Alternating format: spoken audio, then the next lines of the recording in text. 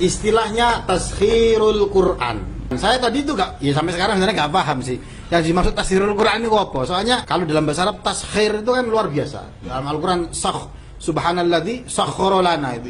Alam ditundukkan untuk kita. Ini taskhirul Quran. Siapa yang mau ditundukkan? Apakah mungkin ada janda-janda yang mau ditundukkan untuk Buya Asy'ari itu? Sebenarnya taskhirul Quran itu apa sih ya? Ini temuan di lapangan, entah ini hipnosis yang mengatasnamakan Akhdul Lawai, atau memang Akhdul Lawai itu sendiri. Yang jelas ada sesuatu yang tidak cocok lah, tidak cocok.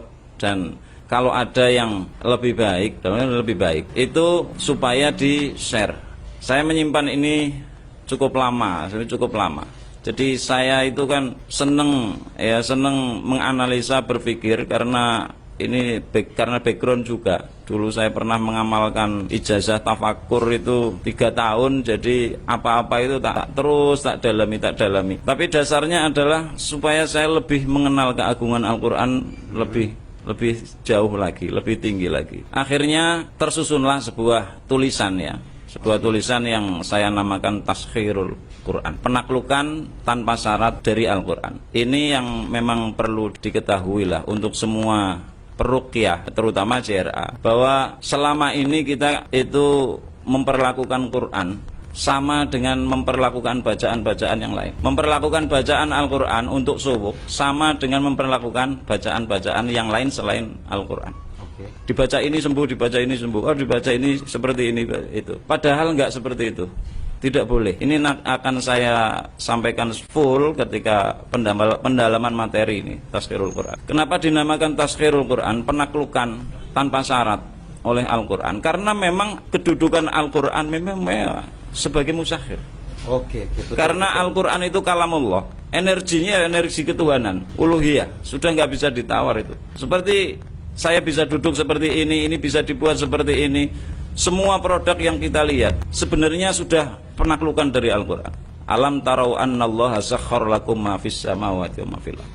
Betul. Jadi bukan sesuatu yang baru, hanya ingin lebih menjelaskan ini loh, Quran itu seperti ini. Dia energinya jauh lebih dari kita manusia. Betul. Sampai saya katakan di pendalaman taskhir itu cuma Al-Quran satu-satunya bacaan yang mampu mengingatkan pembacanya. Luar biasa. Tidak ada bacaan yang mengingatkan pembacanya, hanya Al-Quran. Betul ya. Ya. Jadi ini menarik sekali ya, teman-teman sekalian yang dirahmati Allah. Kita itu teman-teman JRA kan di mana-mana selalu ya memang bagus sih mengatakan Al-Quran adalah sebagai syifa, dia nyuwuk pakai Al-Quran dan sebagainya. Tapi kadang ya dijadikan sebagai bacaan biasa. Pokoknya ada orang sakit dibacakan, itu biasa. Tetapi ada sebenarnya yang lebih luar biasa sekali. Bagaimana menjadikan Al-Quran ini sebagai syifa, ditafakuri betul ya. Dimaknai betul. Dan itu yang ditekankan oleh Gus Amak waktu saya ikut pelatihan pertama mungkin 2017 atau 2018 saya lupa. Bahwa ketika kita nyuwuk itu, meruqyah itu, ayat yang kita baca itu betul-betul connect sama Allah. Allah Ta'ala. Dan saya 2-3 minggu yang lalu ini ada ayat yang tertegun, makanya saya ngetak-ngetak handphone tadi itu. Ayat yang ketika saya membaca tertegun sekali ini. Ini Buya Asy'ari, mohon maaf ya, ini ada pakar tafsir. Saya di sini yoyoan sebagai mufassir ini. Nanti bisa dicek surah An-Nahl ayat 65. Di situ Allah Ta'ala berbicara tentang bagaimana Allah menurunkan hujan ke bumi. Kemudian bumi itu tumbuh berbagai macam tanaman. Itu surah An-Nahl ayat 65. Yang menarik, ketika Allah menjelaskan itu, sebelumnya yaitu surah An-Nahl ayat 64, Allah menjelaskan tentang bahwa Al-Quran diturunkan sebagai penjelas. Jadi coba logikanya, air itu saya turunkan dari langit, bisa tumbuh macam-macam. Dia sebelumnya Al-Quran itu saya turunkan sebagai penjelas, litubayyina, untuk menjelaskan dan sebagainya.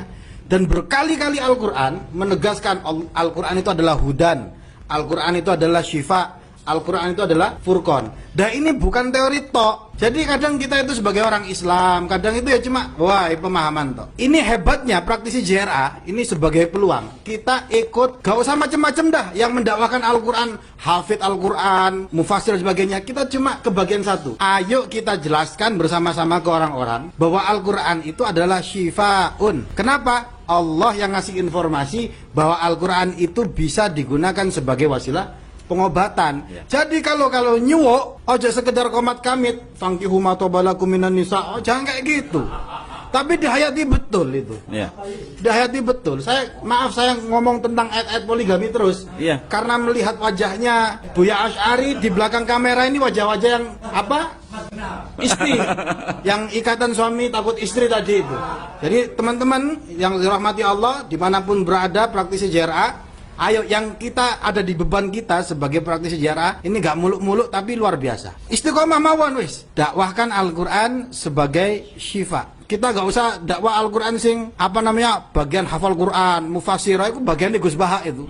Nah itu bagian kita sing kayak gini nih. Jadi itu harus dibayar. Itu yang disebut dengan yang saya pahami dari Kiai Nur Hadi tentang taskhirul Quran. Al-Quran yang bisa menunjukkan berbagai hal.